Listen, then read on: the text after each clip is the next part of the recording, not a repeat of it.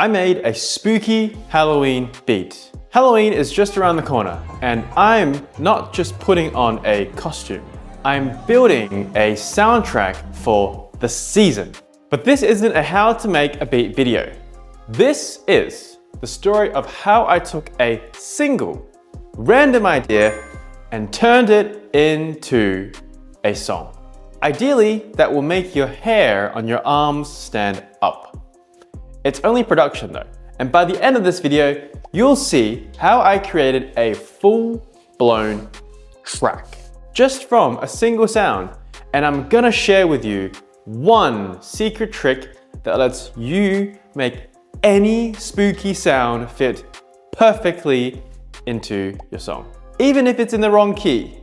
This is a game changer. Let's get started. What's up everyone, it's Marty. If you enjoyed this video, don't forget to hit the like button and hit subscribe. The entire idea for this track came to me while I was just searching for a Halloween costume actually. I was scrolling through different looks and I thought, what if I didn't just wear a costume? What if I produced one? Not like a craftsman, but I wanted to create a song that was so haunted, so atmospheric. It was a costume in it itself. With that feeling in mind, I fired up my DAW. My goal wasn't just to make a beat, but it was to evoke a feeling. I opened up Splice. I'm not sponsored by the way, but it's an essential part of my process. And I typed in one word, haunted. I scrolled for a bit. I bypassed all the aggressive sounds, like the really screeching sounds and loud samples. I was looking for something that whispered, not screamed. And that's when I found it. A lo-fi loop with a keyboard or a synthesizer. I wasn't sure how to put it into words. It had this incredible sense of loneliness and mystery to it.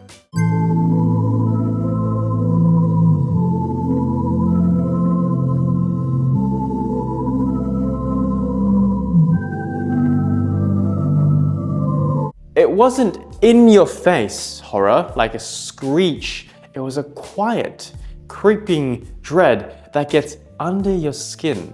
That's the feeling I wanted to capture. The sample was at 80 BPM, and it felt a little too slow for, kind of hypnotic groove, and I thought, okay, I wanted it to be faster. A key decision at the beginning of the track is tempo. It's not just a number. It's the heartbeat of your song. 80 BPM felt like a funeral march, but I wanted something that felt more like a steady, relentless pulse. I decided to bump it up to 103 BPM. Not too fast, but not too slow. This gives the track a rhythm that was both eerie and head nodding. It felt like walking slowly through an abandoned hallway, knowing something was watching you from behind. With the main loop and tempo locked in, I needed a foundation. I found that the sample was already in the key of A minor, which was nice. I like the key because it's singable and it's actually accessible to my vocal cords and has a natural melancholy to it. It gives me the flexibility to write melodies or lay down vocals if I want to. And it's not going to be too difficult for me. It's a key that feels comfortable because it is the relative minor of C major. And it's unsettling at the same time. Next, I went hunting for drums. I tried 3 different samples and each one, it taught me something a little bit different. The first one was a generic loop that sounded too basic, like a canned beat. Like the kick, the snare sounded the same.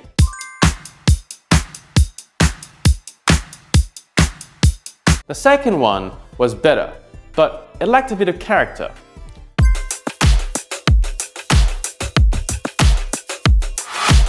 But the third one?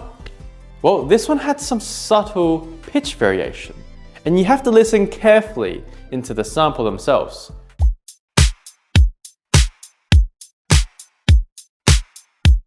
The kick drum wasn't just a flat kick. It had a slight tonal shift like a live drummer that hits the drum just in a different area ever so slightly every single time, like it's a real drum. And this is crucial for production. It's a little bit of a secret. A sample that has small, subtle variations will always sound more organic and less like a dead loop. It adds life to your track and prevents a listener from feeling like it's a mechanical and repetitive feel. That will make viewers and listeners, tune off. And we don't want that as a songwriter, right? With the verse foundation laid,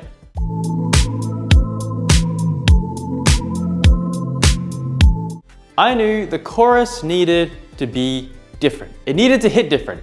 A great song isn't just one vibe repeated. It's a journey of tension and then release. I needed to create a sonic distinction so big that when the chorus hit, it felt like a new song entirely, but not like too big. So I went to Splice, searching for the phrase haunted again. It was one of those moments where the universe gives you exactly what you need when you find it. I found a synthesizer, a key sound that was huge, wide, and sweeping.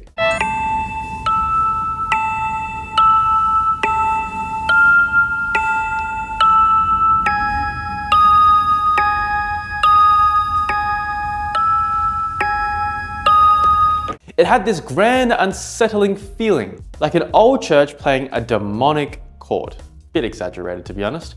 The sound was a direct contrast to the dry, lo-fi keys in the verses. And it immediately reminded me of something like the song called Dark Horse by Katy Perry. Think about the song structure of that song. The verses are quiet, almost conversational. The pre-chorus builds tension, and the chorus hits with that massive 808 and a completely different feel. There's no going back. That's what I was aiming for. I wanted distinction. I wanted my chorus to feel like a shift into a new, more terrifying dimension. And to achieve that, I needed some serious low end. I wanted 808s, but I didn't have none of my MIDI gear here in Australia. I didn't have my keyboards, I couldn't produce a complex bass line, and I just had to work with samples. And I can't really play like WASD. So here's another essential technique. You can't just loop a single 808 note for 8 or 4 bars. It will sound dead and lifeless.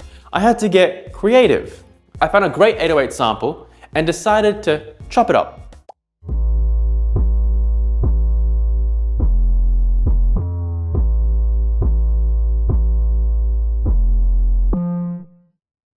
In the second chorus, I wanted to add even more energy. I found a hand clap. And it was a sample that sounded great.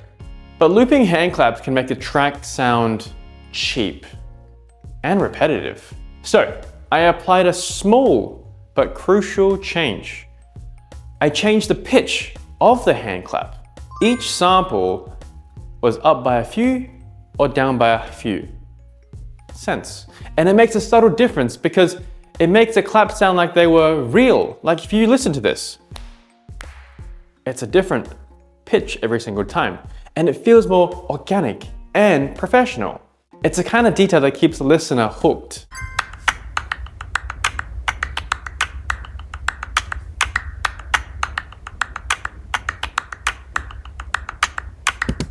The creative chaos method and the bridge. Before we get to the most important part of this entire video, I have to be completely honest with you. The way I'm telling you this story is not the way the song was made. It wasn't. My creative process isn't like a neat, linear 1, 2, 3, 4. It's a creative chaos. Like 1, 3, maybe 4 comes in and then fill in the gap for 2. Sometimes you find the solution to a problem before you even know you have a problem. And, that's okay. In fact, it's often where the magic happens. So, somewhere in the middle of this chaos, I got to the bridge. The bridge is where you can kind of let loose, completely change the narrative, completely change the direction of the song, like where you give a listener a completely different key. Listen to Backstreet Boys.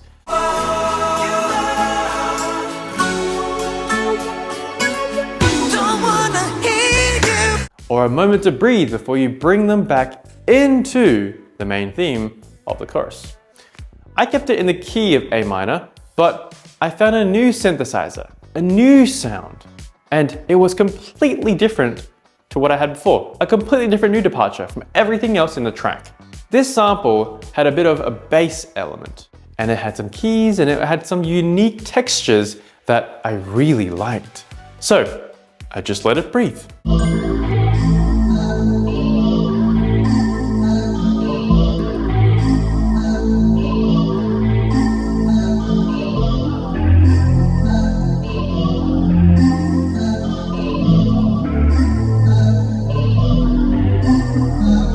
It served as a perfect moment. It was kind of like a quiet reflection before the final chorus hit. And for the final chorus, I wanted to add another layer of epicness. I found an organ sound.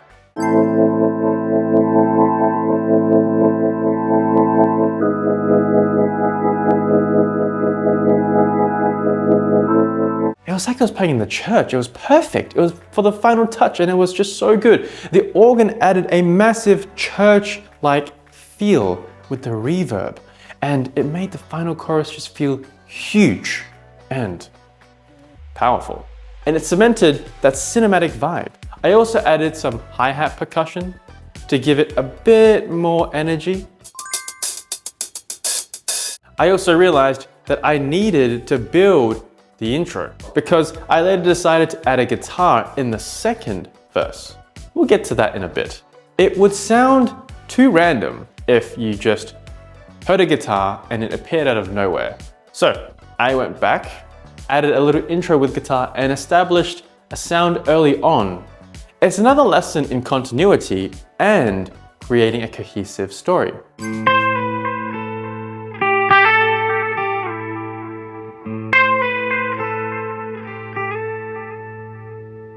Speaking of that guitar, I found a beautiful melody. It was a sample that was already in the key, which is good. I initially wanted to put it in the chorus, but when I dropped it in, it immediately clashed. Like with the main synth, with the drums, it was too much. The frequencies were fighting. My ears didn't feel comfortable and it sounded chaotic in a bad way. So I pulled it out and I found it a better home with more space in the second verse. It added a new melodic layer and gave the second verse a unique identity.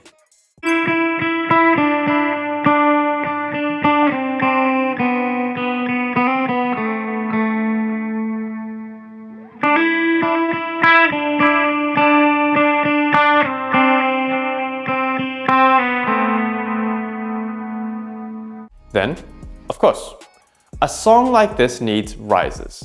I used a couple of different ones. A standard white noise one, which everyone uses, Cashmere samples are great, and a violin one.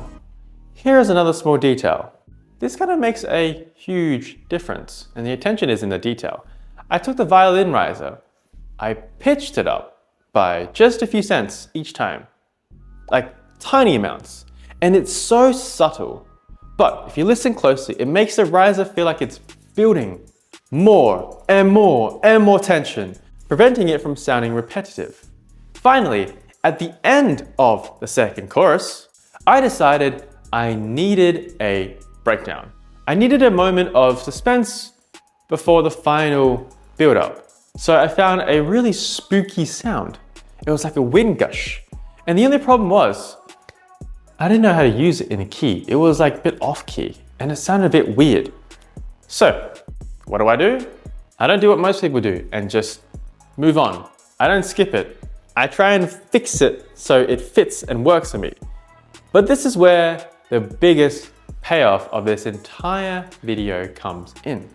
This is the secret I promised you at the beginning. After I had the main song put together, something hit me.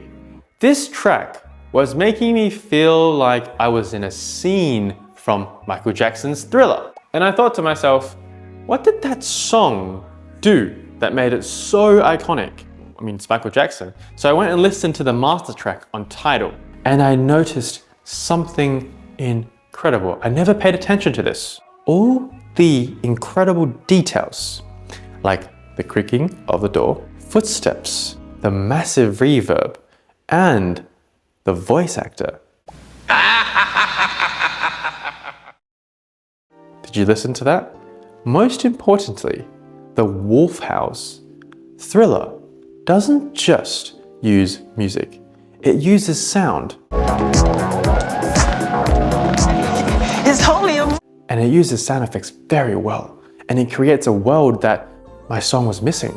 It was missing a layer of sound, that sound design that could take it from just a beat to a full-on cinematic experience. I started adding sounds, I added some effects, and I added the sound of wind. That gave it the feeling of like, ooh, coldness and dread.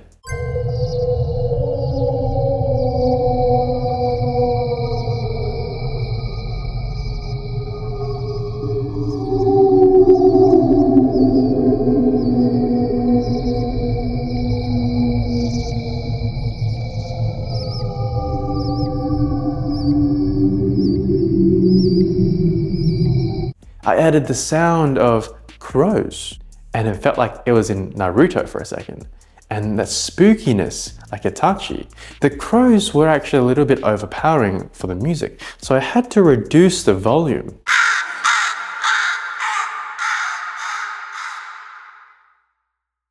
That's another great lesson. Sometimes, the best thing you can do for a sound is to turn it down. But the most impactful sound effect of all was a wolf howl. I found a great wolf howl. I found 5 actually, but it was in the wrong key. It was in A sharp, I think A sharp major, and my song was in A minor. It sounded completely out of place, like an effect sitting on top of the track, not actually a part of it. This is the secret. This is what I'm telling you. This is the payoff. I took that wolf sample and I dragged it into Melodyne. Now you can use any auto-tune pitch correction tool. And what this software does is it shows you the exact pitch of any sound, even a sound effect like a howl. I saw the pitch line of the howl sitting right on A sharp. All I had to do was grab that line, drag it down, put it in the key of A minor, transpose it so it's in the key, and what happened? Suddenly, the wolf howl wasn't just a sound effect, it was a musical element. It was in tune. I can't believe it. And it was fitting with the rest of the song. It didn't clash. It harmonized. It felt like the howl was meant to be there, as if like the wolves can howl in the key of A minor. And that would be really cool.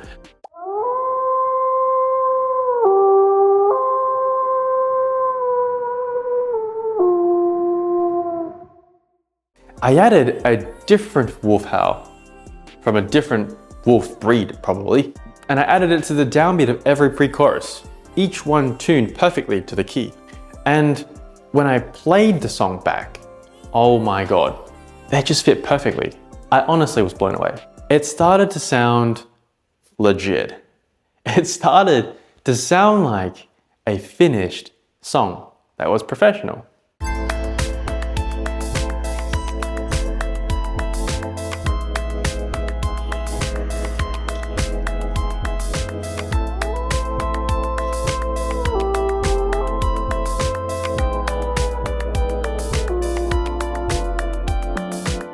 There's only one small problem though. The wolf howls are actually quite overpowering. So I had initially 3, and then I had to reduce it down to 1. Why did I do that? Well, it's because wolf howls are actually quite intense on the ear.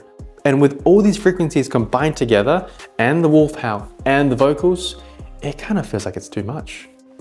That's the entire production, from start to finish, from a single random loop to a full-blown cinematic experience.